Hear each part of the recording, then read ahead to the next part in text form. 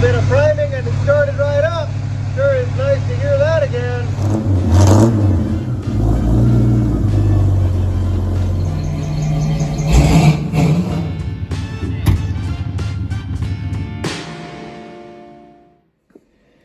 Okay, so we got the gears and clutch pack in. We're now going to see how much slop is in there because we want a little bit of slop. Okay. So we have dial indicator set up on one of the teeth. No! Alright, whatever. It's at... And then we'll there. pull it up. Very accurate dial indicator. Yeah. And that's 44 again, which the guy on the internet said between somewhere between 30, 60, 80. So he said somewhere between, we're somewhere between 30, 60, 80. Somewhere between 40 and 80. And then on this one he said somewhere between 40 and 30, 80 60, or 20 40, or 30. 20, So 80. We're in there. It moves. Hey, we're between 10 and 100. We're trying to so yeah, we're right in the middle. I'll call that good. Well, I snuck in while Scott is away. And I have assembled all of this. It was just stacking clutches and various components like we did before. Put the drums that we had over there back in. Everything is on except for the pump. I cannot get it to seat all the way in. Once I figure that out, put the bolts in, and that will wrap that up. But the base there is all assembled. Well, I got that sorted. Ooh, look at that, all sealed up in there. I had a little bit of trouble with the seal, but I was putting it in the wrong place. Once I got it in the right place, all good to go. So now we get to put the check balls back in here.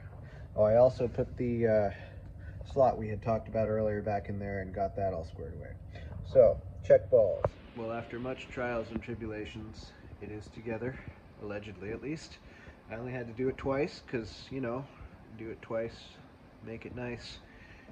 Forgot a little clippy thingy basically all the way on the inside, had it fully together almost. Then I had to take it apart, put the clippy in, which was oh so much fun. Anyways, it's now all together. I even was able to replace the seal at the back here, which is fantastic. I guess next we'll have to put it back in the car and see if it actually works or if we did it wrong.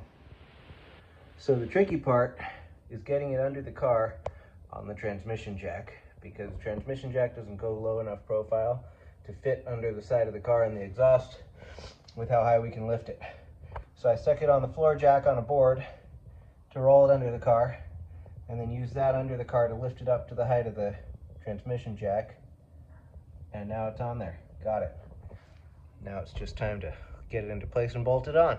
Alrighty, torque converter is installed. I left it off to get this in place because it adds a lot of weight and I needed to maneuver the transmission around, so I figured I'd put it in once it's under here. The key that I learned on the internet with putting these in is there are 3 clicks. You kind of got to rotate and push and it'll click in 3 times. You're going to be 1 inch to 1.5 inches past the bell housing deep in here, and you shouldn't be able to fit your fingers below under here. So I think I've got it set up in place. Now to lift it up to the flywheel and bolt it up. It is the next day. Everything is hooked up underneath. We are filling the transmission fluid, and then I guess we will run it up on the jack stands for a little bit and run it through the gears gently and see if it has all its gears. Little bit of priming and it started right up. Sure is nice to hear that again. We'll see, I'm going to let it idle for a little while, and then we'll put it through the gears, see if we get some fluid to throw through there, and I'll check the transmission fluid again, and we'll go from there. Okay, well, we accidentally overfilled the transmission, which is bad. Don't do that. So I loosened up the drain pan and oiled, or released some. I think we're a little low on fluid now, but I'm going to let it heat up and I'll check it again. For those of you that don't know, if you overfill it, then your transmission fluid froths up and it causes your transmission to overheat, and that is bad news. So I'm glad that I caught that and we drained some, and now we'll get the right amount of fluid in there, and hopefully it's going to drive. Go forwards, go backwards machine. Well, I've been chasing a transmission fluid leak for the past day. finally pulled the bungs out that the transmission cooler lines run into. And I think I'm going to see if I can replace those little O-rings in there. And these look like they had some kind of sealant on them before that is now very degraded. So I'm going to try and make those a little prettier. All right, well, I peeled this, what looks like Teflon tape that was all bunged up on those off. I'm going to try this, which I found in my toolbox. It says it's good for oils, on metals, and up to 3,000 psi and over 400 degrees Fahrenheit. So I think that'll meet these needs. I'll put some of that on there after I finish cleaning these up. I'll put those back in, put the oil coolant lines in, and go from there. See if that works. Well, as usual, the problem was caused by, most likely, me being an idiot. If you can see right here, I forgot to hook up the vacuum modulator when I put the transmission back in. And with that unhooked, the transmission thinks that it's under immense load at all times, which makes the pump go to its max setting, which overpressurizes the system, and it could be shooting fluid up out the vent on the top of the bell housing, which would make an awful lot of sense. So I'm going to go ahead and hook up that little guy right there, and hopefully we're dialed. Well, I have been back and forth, up and down, around and around with this thing, causing leaks all over the neighborhood trying to find this leak. And I at least have a sneaking suspicion that I have found it. So what I think happened is this was probably the old leak that it actually was, because it was dripping transmission fluid before we even took anything out. So it could have been that originally. And then when I forgot to hook up the vacuum modulator, that caused extra pressure in the system, which made this even worse. So I hooked the vacuum modulator back up. That did not fix the leak. It did make it leak a little bit less than it was before, though, which is good because that tells you there's less pressure in the system, but it still leaks. And so this is the kickdown cable. There's a little guy in there that connects to the kickdown cable inside the transmission. And then over here, this end of this hooks up to your throttle over here. So when you hit the throttle really hard to pass somebody, it pulls that out, and that tells the transmission to downshift. Now, I suspect, because this sits inside of the oil pan next to the pump where there is high pressure, I did make sure that these little gaskets here were new. I put new ones of those on, and I put some thread sealer on there just to make that seal a little bit better, so I knew it wasn't coming from around the outside of this. However, since there is fluid inside of here, the top up here, I think, is what's been squirting the fluid out, and that's why it's shooting up and getting up on top of everything down in there. At least is my hope. Let me see if I can show you this. It's hard to do with one hand. If I pull on that, you can see right in the middle there, there's a little bit of a crack, which makes me think that fluid's been jetting out of there when it's under load. So I ordered a new one of these kickdown cables. It will come tomorrow. I will install it. It's a nice and easy thing to do.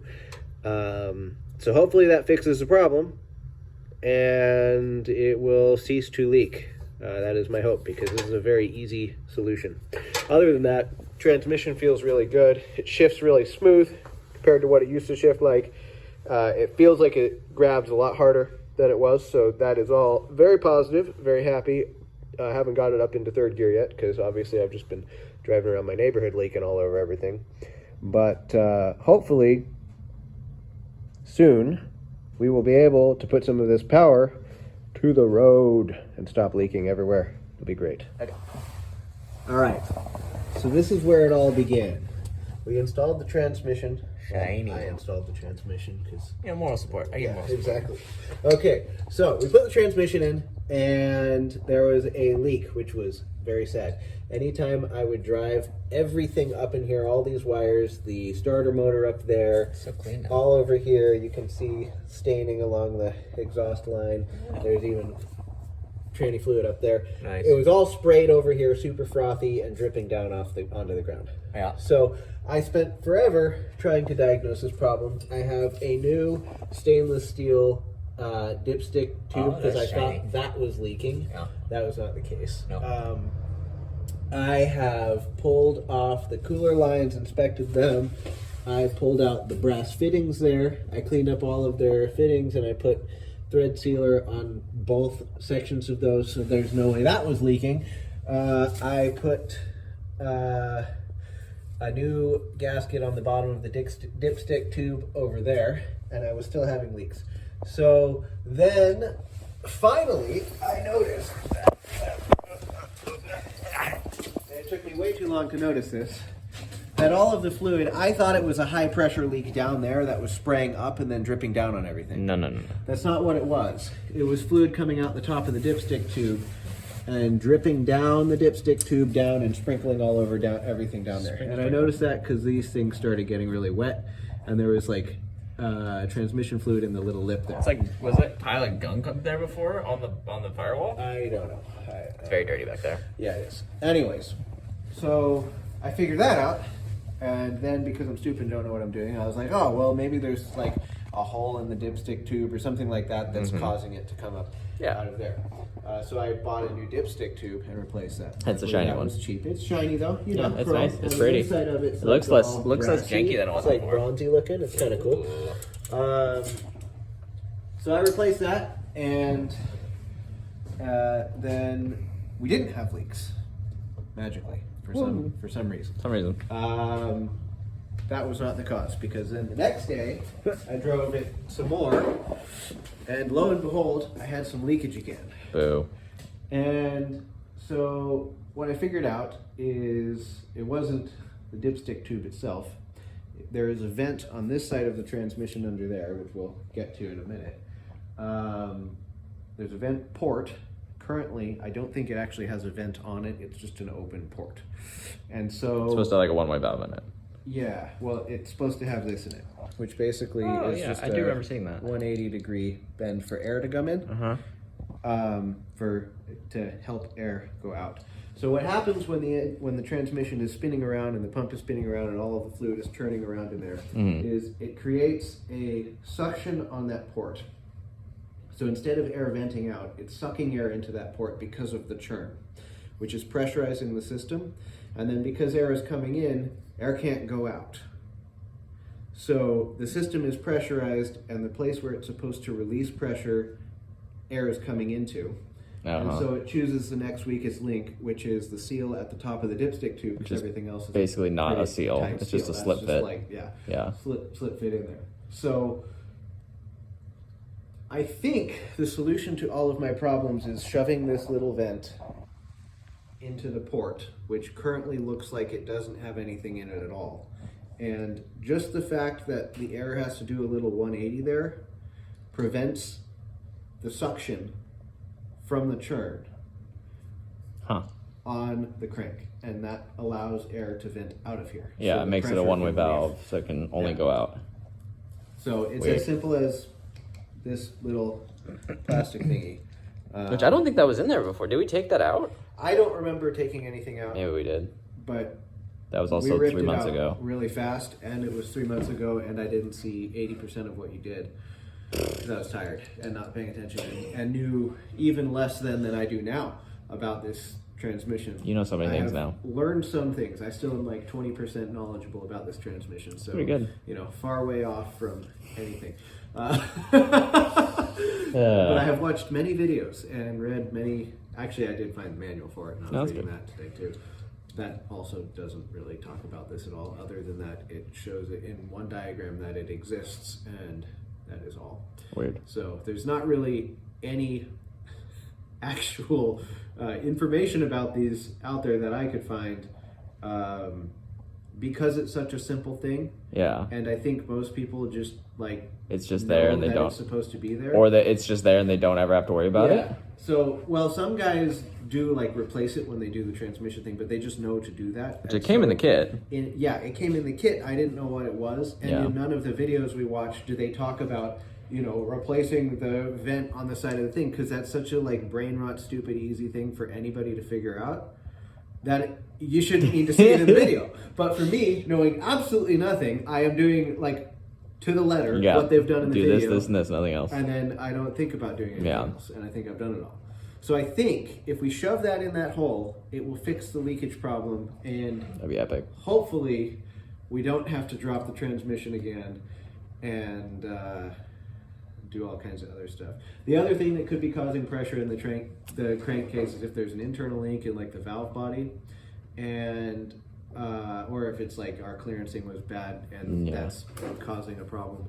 I don't think either of those are an issue because it shifts really good. It grabs gears really good. Except for when it's low on fluid. The shifts are, but when it has fluid in it, the shifts are really clean. They're really smooth, smoother than they've ever been before. And also the torque delivery is excellent. We haven't done anything with the engine. It feels like I added 100 horsepower to the car. Sweet. Like, it does burnouts at half throttle. Like it's just way snappier. Because it actually can put torque to the wheels. And it can go. Have you gotten it above neighborhood speed? Oh yeah. I took it to Sherwood last. You took it to Sherwood and dumped transmission fluid the whole way? No, it didn't leak at all. Weird. So I also found out why this would affect that. So it leaks when it's going from cold to hot. And so if it's already warmed up and hot, then it doesn't generate all of the pressure inside of the crank. Okay, because so that's the why fluid is leak. thinned out. That's why I thought it was fixed, and then I turned on today, and then it was leaking again. And so interesting. Yeah, because it had already been warmed up because I had been leaking all over my neighborhood.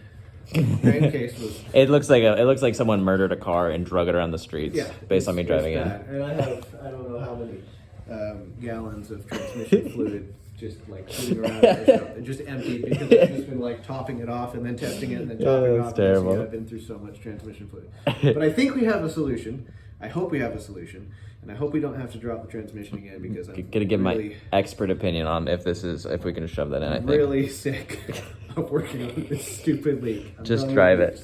It's so shiny though.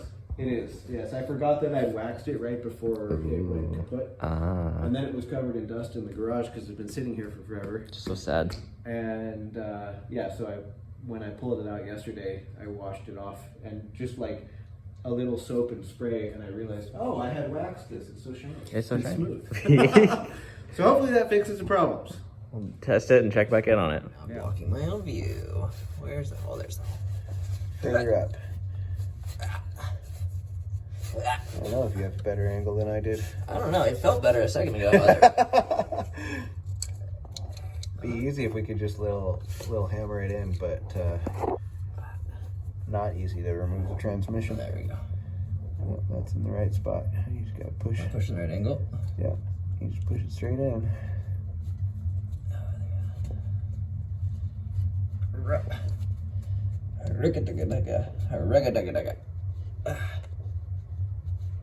It should go all the way to that flat stubby thing, right? I assume so. I don't know.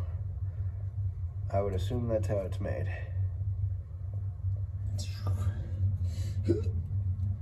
Oh. You got it further than you got it. Not by much. Well, you had bearing grease to help you, so. Oh, I'm not saying that much. Yeah, I'm just saying it is. Wiggle. Can you see if it's flush? It's not flush. Oh, okay. I can see that it's flush. Yeah, let me try and push a little from my side. I don't know if I can push. It's got like a penny thickness to go. So. It didn't fix it. It still leaked after we goosed it. So, I don't know. Ports seemed open. We put the vent in, which there wasn't one in before. That we saw. Yeah, but when we got back, it was all fluid coming up the dipstick tube again. It was clear that it had overflowed there, which is overpressurization in the crank. Yeah, because it's at the top of this. It's above the top of the system. Yeah. So it must be a high pressure to get it up there. Yeah. And it's frothy. But I mean, it's 2 feet above the top of the transmission. Yeah. So it must be being pushed up there. Which probably also means that it's not doing a very good job because it's all high pressure and spraying everywhere. Worser. What could it be? The kickdown cable worked good though. I got that adjusted correctly. So when you step on it, it does downshift now, which it never has done since I owned it. So that's great. That's exciting. You see the Mavericks kickdown cable is just an arm that comes up and goes wow. It's a big old arm.